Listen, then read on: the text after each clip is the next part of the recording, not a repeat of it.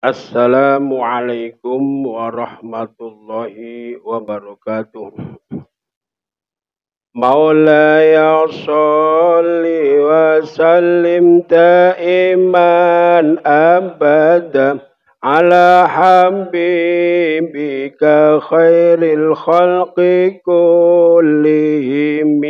Nabiyunal amirun nahi fala ahadun abarra fi qawli minhu wala na'ami. Maulaya sholli sallim daiman abada ala habibika khairil khalqi kullihim.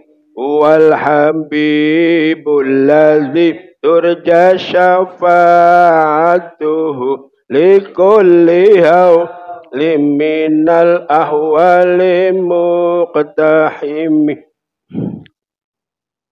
Bismillahirrahmanirrahim. Nabiuna utai Muhammad iku nabi kita.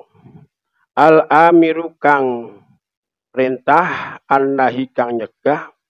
Falahatun mangkorono utai wong siji ku abar luweh bagus fi qaulila ing dalem ngucap la minu sing nabi wala na'am lan orang ngucap na'am. Wa utai Nabi Muhammad iku al-habib iku kekasih. Alladzi kang turja kang diarep-arep apa syafaate alladzi likulli haulin krana saben-saben pekewuh minal ahwali saing pira-pira pekewuh muktahimi kang teko ngaget. Artinya bait yang pertama, Nabi Muhammad adalah nabi yang selalu amar ma'ruf nahi mungkar. Tidak ada seorang pun yang lebih baik dan lebih lunak daripada beliau Rasulullah SAW dalam berkata tidak dan berkata ya. Perlu kita ketahui kapan Rasulullah mulai amar ma'ruf nahi mungkar. Jawabannya, Rasulullah mulai amar ma'ruf nahi mungkar setelah Rasulullah diangkat menjadi utusan Allah. Kemudian cara Rasulullah berdakwah ini menggunakan dua cara. Cara pertama dengan cara rahasia atau sembunyi-sembunyi. Setelah Rasulullah mendapatkan wahyu, fa'anzir, Rasulullah menjalankan dakwah, mengajak orang kafir Quraisy untuk masuk Islam dan mengajak untuk meninggalkan penyembahan berhala dengan cara sembunyi-sembunyi. Pertama kali orang yang masuk Islam adalah Siti Khadijah, Sayyidina Ali, Sayyidina Abu Bakar, Sayyidina Utsman, Sayyidina Zaid, Zubair bin Awam, Abdurrahman bin Auf, dan yang lain. Dakwah yang kedua dengan cara terang-terangan. Setelah Rasulullah menerima wahyu, fasda' bima tu'maru fa'rid 'anil musyrikin. Rasulullah mulai dakwah dengan terang-terangan. Sekarang apa yang terjadi setelah Rasulullah dakwah dengan terang-terangan?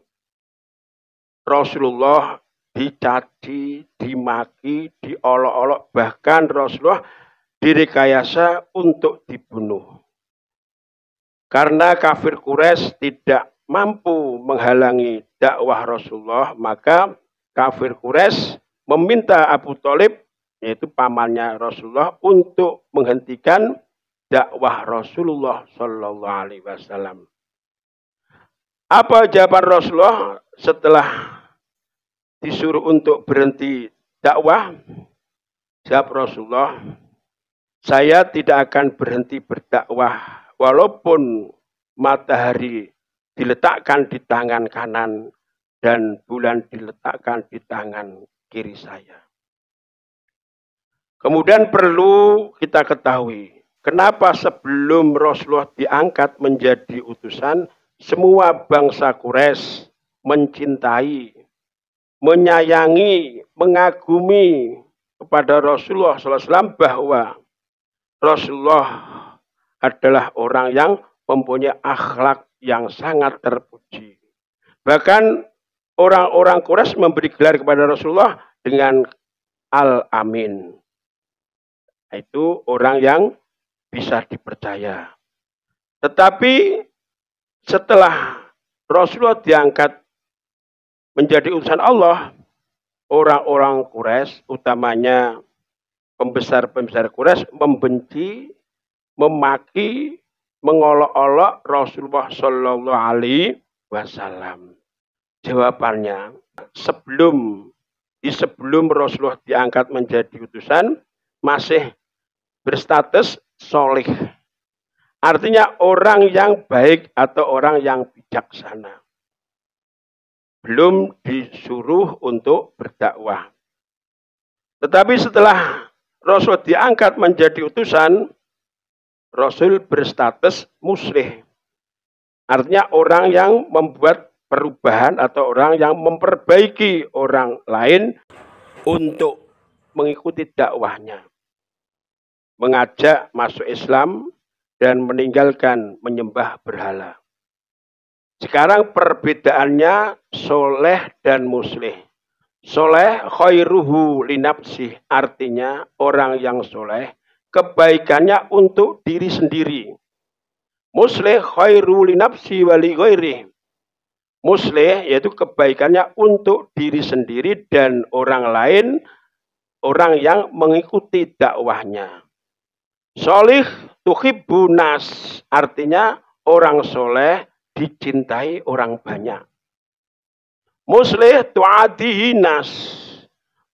Muslih atau orang yang memperbaiki ini dibenci, dicaci orang yang tidak mau mengikuti dakwahnya.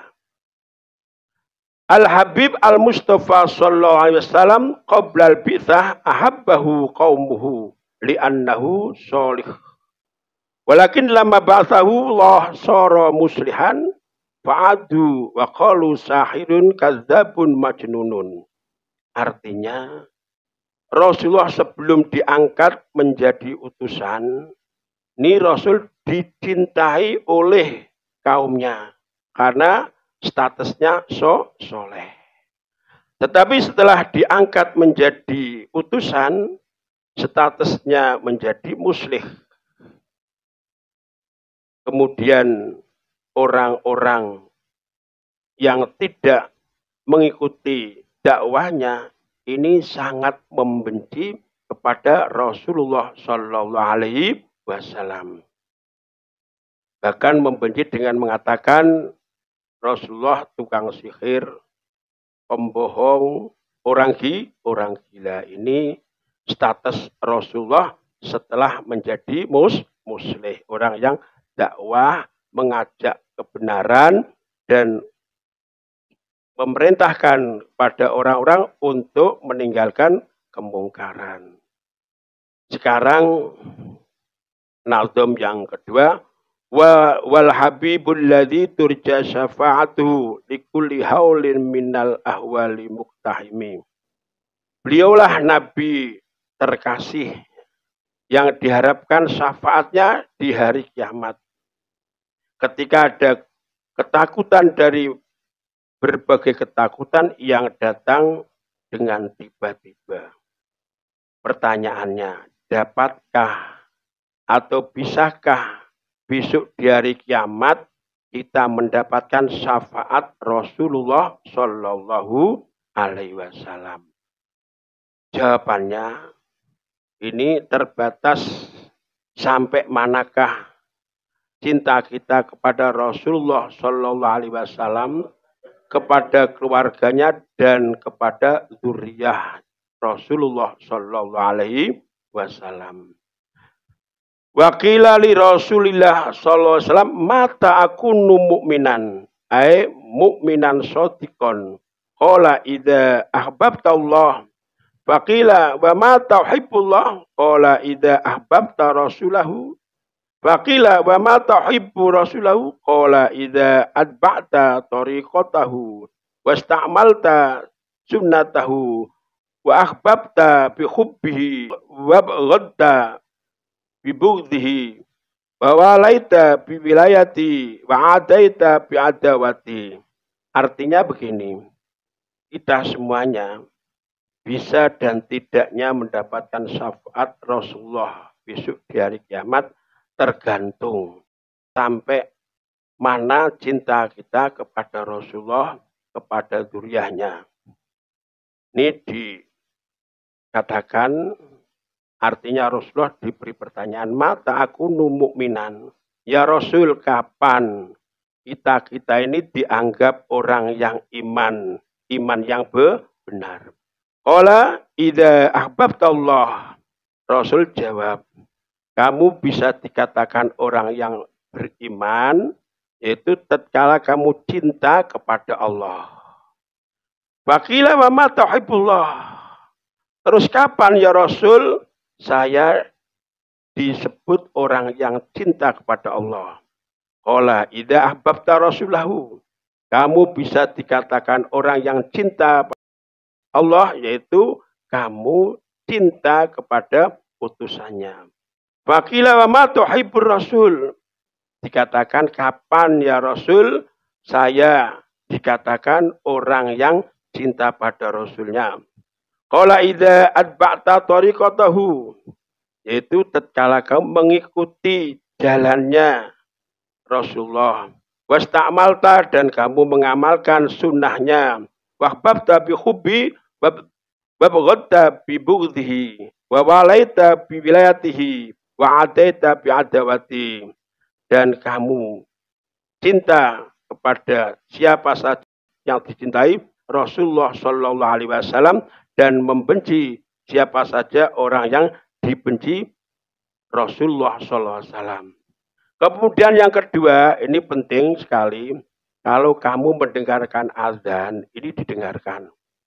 Setelah didengarkan, nanti sehabis azan kamu berdoa. Diterangkan, qala Rasulullah SAW, mangkola hinas ma'u al-adhan wal iqamah. Barang siapa yang membaca doa setelah mendengarkan azan dan iqamat, itu Allahumma robba da'wati tamah, ada nas yang mengatakan dakwatin nafi'ah, ya.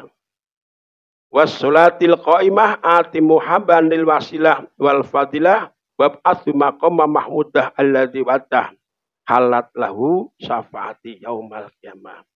Jadi intinya kita semuanya apabila ada azan ini didengarkan. Jangan sampai kita berguru. Setelah azan selesai kita berdoa Allahumma rabbad dakwah seterusnya. Halat lahu syafaat. Orang yang mendapatkan syafaat yaitu termasuk orang-orang yang mendengarkan azan dan mau berdoa setelah azan. Diterangkan lagi Rasulullah dawuh, inna aulan nas bi aktaruhum alayya sholatan. Orang yang paling dekat dengan saya yaitu orang yang banyak membaca sholawat untuk saya. Ini orang-orang yang insya Allah besok di hari kiamat akan mendapatkan syafaat Rasulullah Shallallahu Alaihi Wasallam. Terus sekarang Rasulullah memiliki beberapa syafaat. Antara lain pertama, syafaat yang diberikan besok di hari kiamat itu dinamakan syafaatul uzma. Pada waktu faslul qadha, artinya putusan pengadilan Allah. Hanya dimiliki Rasulullah SAW. Sebab besok di hari kiamat, manusia mulai Nabi Adam sampai zaman akhir, ini minta tolong. Mulai dari Nabi Adam sampai nabi-nabi semuanya menolak, tidak sanggup untuk memberi pertolongan. Kemudian semua manusia mendatangi Rasulullah Shallallahu Alaihi Wasallam. Itulah yang dinamakan syafaatul uzma. Kemudian nomor 2, syafaat Nabi untuk orang-orang yang masuk surga tanpa hisab. Nanti ada orang-orang yang mendapatkan syafaat Nabi langsung tanpa hisab masuk surga. Ini syafaat yang kedua. Syafaat yang ketiga, yaitu syafaat Nabi untuk orang-orang yang ditetapkan masuk neraka. Karena ada syafaat Nabi tidak jadi masuk neraka tetapi masuk surga. Syafaat yang keempat yaitu syafaat Nabi untuk orang-orang yang sudah masuk neraka. Ya. Supaya bisa keluar dari neraka, ini mendapatkan syafaat Rasulullah. Wis mlebu neraka karena ada syafaat Rasul, ini bisa keluar dari neraka masuk surga. Tapi syafaat ini tidak khusus Rasul saja. Ulama ya bisa, artinya diberi izin Allah, ulama, aulia. Ya. Ini juga bisa nyafaati. Kemudian nomor 5, syafaat Nabi untuk orang-orang yang ada di surga, supaya mendapatkan derajat yang lebih tinggi. Ya, wis mlebu swarga, tetapi ingin mendapatkan derajat lebih tinggi, ini butuh syafaatnya Rasulullah Shallallahu Alaihi Wasallam. Kemudian syafaat yang keenam yaitu syafaat Nabi untuk orang-orang yang di neraka ingin supaya siksanya lebih ringan.